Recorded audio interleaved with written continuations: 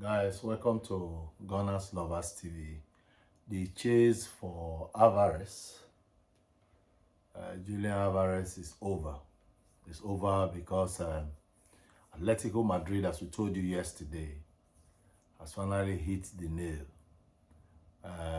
They've presented a very strong bid of 75 million pounds, about 20 million add-ons or euros, 20 million euros add-ons. This proposal, like we said, is a very strong one, and Man City has accepted it. They've accepted it. They communicated that to the agent.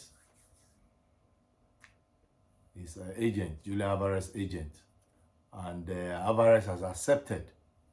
So he said, here we go, as Fabrizio Romano used to say, or says. He has accepted a 5-year contract, and he will be going straight to Atletico Madrid. So all that story that Pep Guardiola was saying when he came, I hug him, tell him congratulations, from Copa America, from Olympic, all those were stories, just to distract people from the main discussion going on behind the scene. But today is confirmed. Julian Alvarez is leaving the Premier League and he will be going to the La Liga, So he was bought for 14 million pounds. And this is where the discussion, the dust has not settled from this deal that Man City has made. Don't forget, Man City has almost alleged 114 or 15 charges. People have not recovered from that. They were waking up now to meet the breaking news that not even their first striker, but their second striker, so to say, second striker, has been sold now for virtually 80-something million pounds. What a profit. So it's left for everybody to see that Man City is not in this world. They are in a different planet. How they operate, how they select their players, and you can see that from their winning trophies. Everything about them is somehow unique now. So anyway, congrats to Alvarez.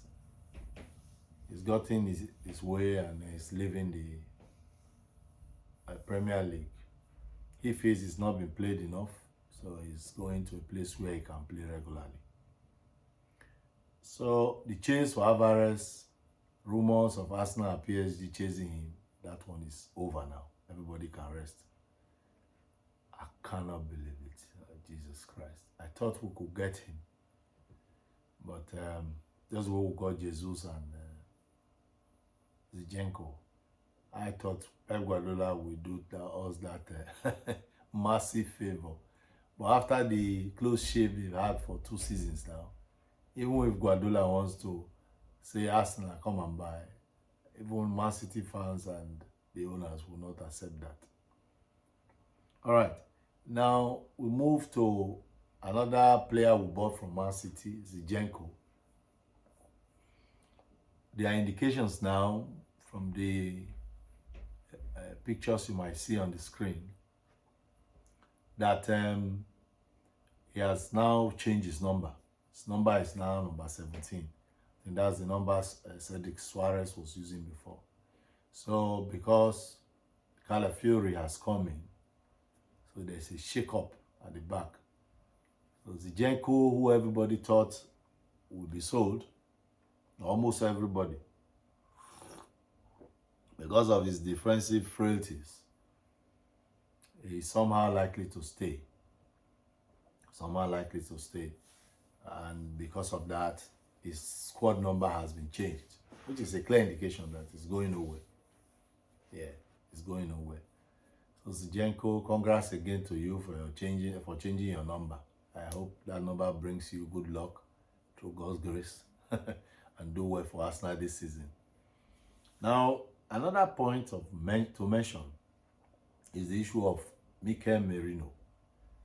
After all said and done, it is now clear from what reports from newspapers now or articles who have been reading, Romano too has said it. Every agreement that Arsenal has reached with Real Sociedad is verbal, has been verbal. Arsenal has not really put in a proper physical bid for the player. So, and the level of discussion they've had is so advanced. So, which makes everybody very afraid now, because Barcelona is still locking in the wings there. Although they bought Olmo, it doesn't mean that they cannot still turn around. Or even other clubs. I don't know why Arsenal has not followed it up with a proper bid instead of these verbal discussions. I don't know how easy the player will be at this time, because he has made it clear it's Arsenal he wants. He's turned down offers everywhere that has come to him according to reports. So I don't know how long it takes to do payment structure. This is one thing that Arsenal always do. When they begin to price players like Guguru and Ekpa. It's a delicacy in Africa where you eat groundnut and popcorn together. And it's very, very tiny, so you price them. Or as you call them here, buying things from cheap stores. You know, off license or somewhere. Instead of going to posh shop like Harrod and all that. You know when you go to those places, they just put a sticker of the price. You know the price. Either you buy or you go home. But Arsenal will always price and price and price. See the way Julian Alvarez deal. See the rumor that came. Less than 2 weeks, matter has been closed. But when it comes to our own, Arsenal, never you expect a quick deal.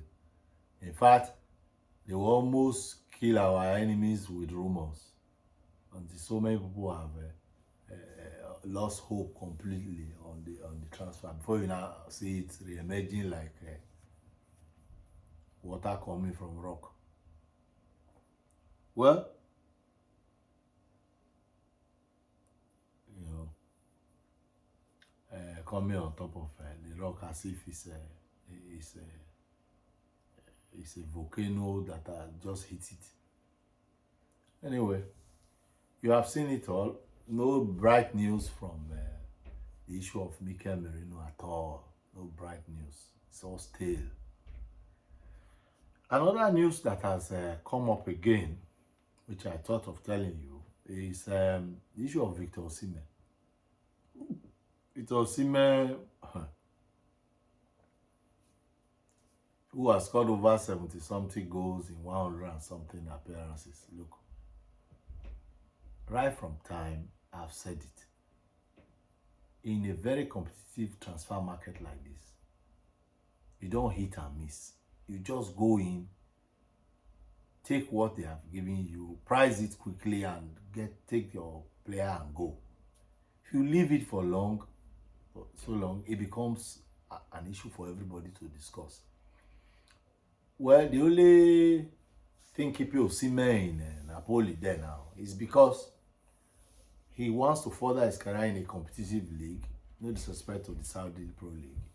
He doesn't want to go to Saudi, even though he had been offered so much money that he could ever dream of in his football career. But he wants to stay in a competitive league. And PSG is not willing to pay the 113 million euros release clause. Arsenal is not willing to pay it. Conte, the new coach, former Chelsea's coach, doesn't want him as a striker. In fact, he didn't take part in their preseason match. So he's just left there looking, not knowing where to go. The club has still not taking a stand. They don't want to change their stand on the price of Osimhen. By now, seeing the situation that PSG is not interested, Saudi is not going to come for him. No club in Spain. Spain, is it Real Madrid? Real Madrid has enough stars. Atletico Madrid just has bought Alvarez. They saw Osimhen before they went to buy Alvarez. So, which is the club that wants to buy him? Bayern Munich have their own strikers. What is a big club? Barcelona have their own. But the Barcelona is struggling financially. So Chelsea, we are told, has now backed out because they bought Samuel Morodion from Atletico Madrid. I told you about that deal yesterday. 35 million pounds. So just for the boy to come and do his medical. So they are leaving Osimhen dry. They don't care about it. They won't allow clubs buy him. They won't use him. So we're just hoping, because the newspaper report now that Arsenal, newspaper Sky Italy has it now that, if I get that source, yes, that Arsenal is now reigniting their interest in Osimhen. So it might be an Osimhen transfer window. You know, Arsenal, the Cronkies, they're seeing what is going on. They should step in. If Edu is confused, if Ateta is confused, let them step in so that we have money to buy the players that we want. We sold the Smith-Rowe. Whether it is the money of Smith-Rowe from there we use to go and pay for Califiori, that's why we don't have money now for Merino. We don't know. But if it is not, the money you got from Smith-Rowe, go and submit it and buy Merino quickly before it becomes a very dirty game again. People are coming in to struggle with the guy with Arsenal. And also, we also know that the Cronkies have backed Ateta all through the transfer window last season. We don't know whether they are going to back them fully this season. There are no other targets known to the public that Arsenal is pursuing. If and when we see those targets, we will mention them.